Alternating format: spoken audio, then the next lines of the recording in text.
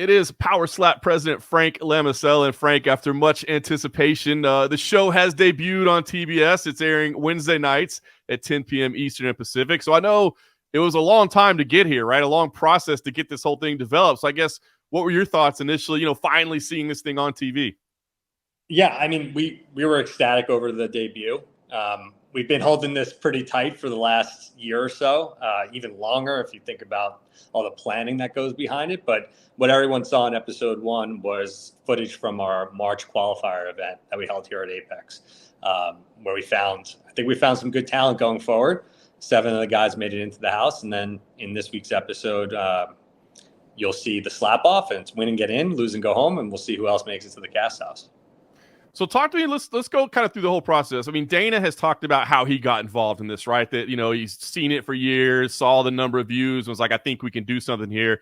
How did you get involved? Because I don't think you were a person that a lot of people knew, and then it shows up, here's Frank. He's the president of this thing. How did you get involved in all this? Well, I guess, part of it just goes back to, I've been here at the UFC for 4 years. It was Hunter Campbell who brought me here. I was a lawyer in New York and represented Endeavor and UFC for a few years, and then came out here to Vegas. So been working behind the scenes on UFC stuff. But when this opportunity came up, couldn't say no. The guys needed someone to really take the reins and run the day-to-day on this thing. And, when Dana, Lorenzo, Hunter, these guys ask you to do something, you say yes. Absolutely. Now, I guess step number 1 is you got to find some athletes to do this, right? Because this thing has been around, but it's not exactly like established leagues. And, so how did you go about it? Because it turns out, a lot of the guys that took part have MMA experience or boxing experience or whatever else. So I guess how did you go about getting athletes to participate? Yeah. So the production company that we use, and one of the partners, Craig Peligian, Pilgrim Media, same group that has run The Ultimate Fighter for the last 40 seasons. Give a lot of credit to Gary DeFranco, our executive producer, who has casted talent for Tough over all these years. So they have their ways of, kind of going out and seeing, what talent is out there and doing their casting. So we found a lot of guys that way. Obviously, the coaches, Darius and Wolverine, come from Slap Fight Championship, as does the Bell, Wolverine's assistant coach. And we have another guy participating in the slap off on Wednesday, who's also from that league. People know people, word gets around that Dana and UFC are involved in a new sport. And we also had a bunch of inbounds from that too. The other step, obviously, that was getting the sport regulated. I mean, it was addressed on the first episode, and obviously those of us that follow the commission meetings and things, we saw that process happening. But I guess what was the thought process there in making sure this was regulated? And I guess what were the steps taken to get it to a point where the Nevada State Athletic Commission is actually, regulating these things? Yeah, listen, it was the same thing with UFC, right? Like the first thing that we had to do with UFC after it was acquired was go state to state, get this thing regulated, and it helps with all the criticism, right? So on our end, we knew that's what we had to do here. See, slap fighting is going to occur regardless if we're involved or not, and you've seen that on the internet. You've probably seen the clip going around, this Romanian slap league that everyone thought was in Vegas, but they just had a Vegas sponsor. But, it's Romanian slap league, a guy getting hit 10 times, no one called. That would never happen here because we did the right thing and got this regulated and approved by the commission. So the first step was writing the rules, right? Like there's no sort of ABC official rules of slap fighting out there. So we had to write that from scratch. And we worked with and it will improve, just like the NFL improves its rules and UFC improves its rules. There'll be changes, but we worked with the commission on that rule set. We went to the meeting, Hunter and I went to the meeting, and we said, here's why it should be regulated. Our view was you got to protect the health and safety of the athletes with the sport occurring, and you have to protect the integrity of the sport. And the best way to do that is get it regulated. And I guess the final piece of the puzzle is getting a broadcast partner, right? I just assumed, when this thing got announced, either A, it's going to end up on Fight Pass, B, it's going to end up maybe it's like a digital product or something like that, but you end up being with TBS. So I guess, what was that process? I mean, is that where you always hoped it would be, was on a television station like that? Or how did this come about? Yeah, I think for a new sport, something like TBS is perfect, right? Because it's not behind a paywall. They're a great partner. They have the reach of all of Warner Bros. Discovery now, which is also a huge part of this. And, these deals, they don't come together overnight, but they all come together in a similar way. You have an idea, you work with the network executives on why this will be successful, and then you strike a deal. That's on the U.S. side. Internationally, We have about 10 to 12 broadcasters in certain regions and locales. And then obviously we have our deal that was announced with Rumble, where the show is accessible outside the US on Rumble and also on the UFC app. So you talked about addressing criticism, right? Incredible amount of pushback, which I don't know, maybe a little surprised, because I felt like when these viral clips would go around, people would kind of marvel at it and say, whoa, isn't this crazy? And then, it becomes this, and there's a ton of pushback. So I guess some criticism was always going to be expected, but were you surprised at some of the reaction that's out there? Not terribly surprised, because we've seen this before. Right. With UFC, this is the same exact roadmap of criticism that came through. The good thing is we have 20 years of experience now of learnings and knowing how to deal with it. So yeah, we expected it to come, but I think, we've taken all the right steps. Like I mentioned earlier, slap fighting is going to occur, right? Getting it regulated was step one. You've been around MMA and UFC long enough. You know what goes into before, during, and after each match. No one could get up there without a clean bill of health. They have to go through extensive medical testing to even step on stage, drug testing by the Nevada State Athletic Commission. During the match, there are multiple physicians, multiple EMS, multiple ambulance, hospital arrangements. We have our stage catchers to prevent sort of that second level impact. And then after the match, everyone's examined. There are mandatory suspensions if you get injured, so you can't practice or take a shot or even participate in a match for a certain period of time. So we're doing all the same things that we do with UFC. The UFC track record, speaks for itself. We've gone 30 years without serious injury or death. That's because we spend the money, spend the resources to make sure that we provide the athletes with every possible advantage in health and safety that we can. Having said that, obviously it's a combat sport. It's a contact sport. In all combat and contact sports, there is a risk of injury. You see that with football. You see it with boxing. Again, the track record of us, UFC, compared to boxing is not even close. So we're doing all the right things. These guys know the risks. They're told about the risks ahead of time. No one is forced to get up on that stage and participate in a match unless they want to. And, what I'm finding is a lot of these guys, even the ones who lost, are really eager to get back in there.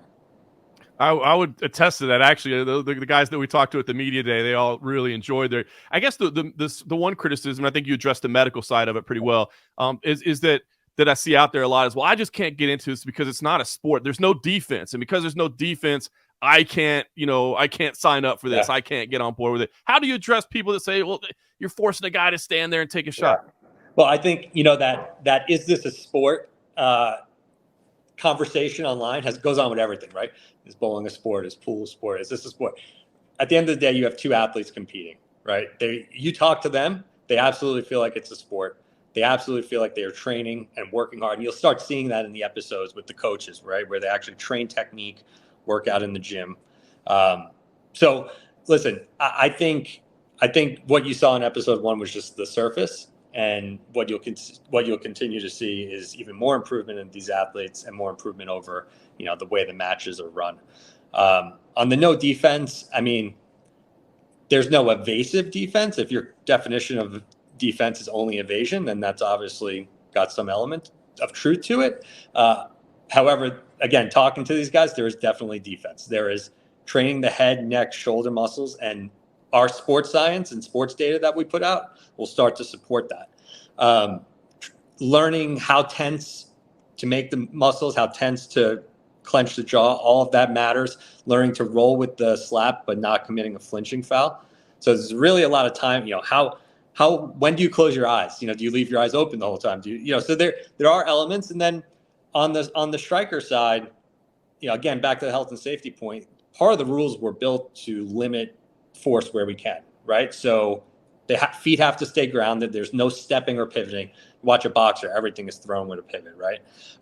There's none of that. You have to land in a very small zone for it to be a legal strike. And if it's an illegal strike, there are fouls with harsh penalties, DQs. And if you DQ, you lose your win money, right? Like you get it 0-1, you drop down in ranking. So you have to really get the technique down to make sure that you're on your path to winning these matches.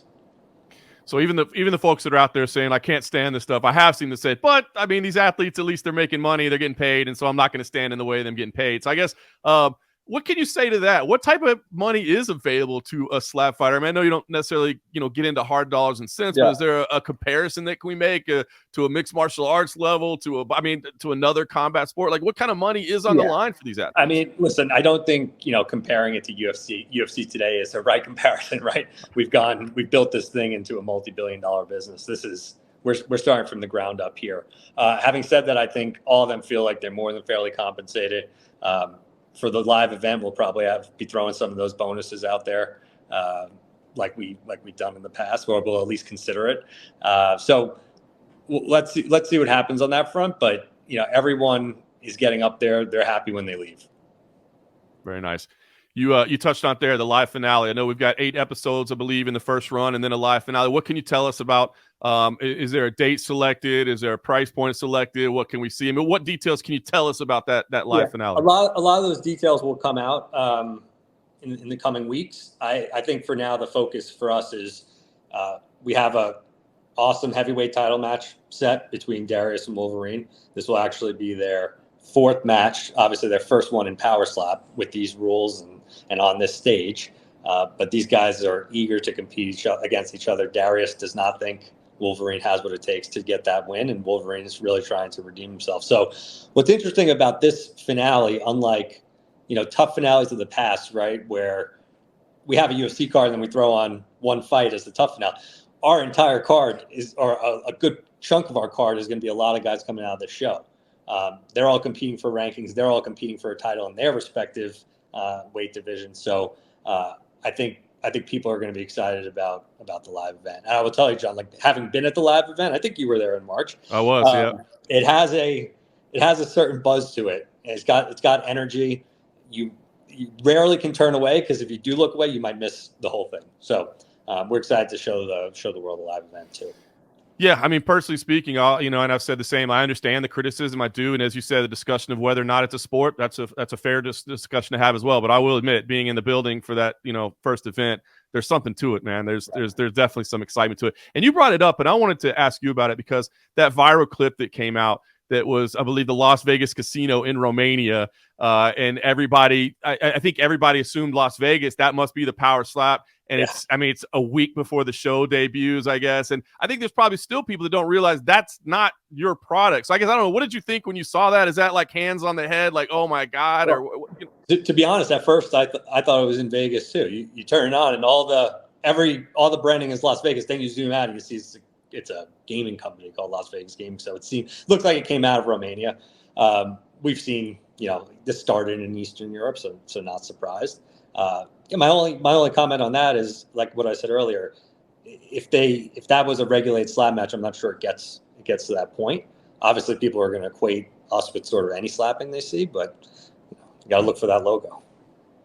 Fair enough, man. Well, listen, Frank, I know you're excited to see episode 2, and we'll get work to the live finale. I know you've addressed the critics out there, but I guess maybe final question I have for you is, if someone does object to this, if somebody just said, I can't believe this, there's no way this should be happening, I guess, what's your pitch to them to say, maybe you should give it a chance? I know Dana would probably just throw out there, well, then don't watch it, I don't care about you. But I don't know, is there a pitch that you have for, like, maybe why people should give it a chance, or maybe give it a second chance? It always goes back to the athletes, right, John? This is what we say with UFC. These, learning about these guys, why they're there, who they're fighting for, what they're fighting for, is what I think is going to bring in a wider audience. And that's like having that partner with TBS that reaches all these households, free TV, like that helps bring in that audience. So I think, everyone's seen episode 1.